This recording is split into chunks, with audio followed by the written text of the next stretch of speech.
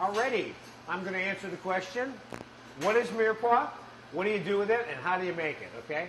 That's a mouthful, and of course there are multiple long answers for all of those questions, particularly what do you do with it, all right? Celery, carrots, and onions, which is what the primary ingredients are for Mirepoix, which is the term that describes this combination of aromatic vegetables that are used in multiple cooking formulas. You'll find the term Mirepoix or celery, carrots, and onions, depending on what country the source of the recipe is. You'll find it in thousands, if not millions, of recipes, okay?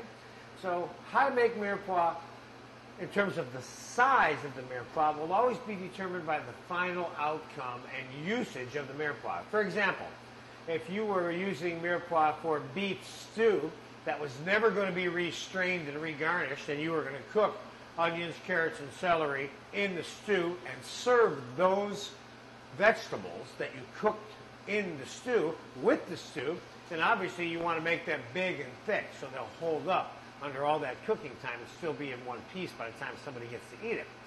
On the other hand, 75%, I'm guesstimating, the usage of Mirepoix usually is made and used for adding flavor and the aromas that come from these three vegetables to whatever it is that you're making, and then the Mirepoix gets discarded, and it's not used.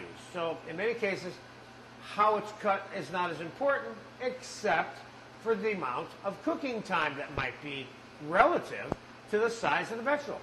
If you're going to make something that only takes 5 minutes to make in a saute pan that you want to put a little bit of Mirepoix into, you better make the Mirepoix, fairly small so that you can extract the flavors from it in a short period of time.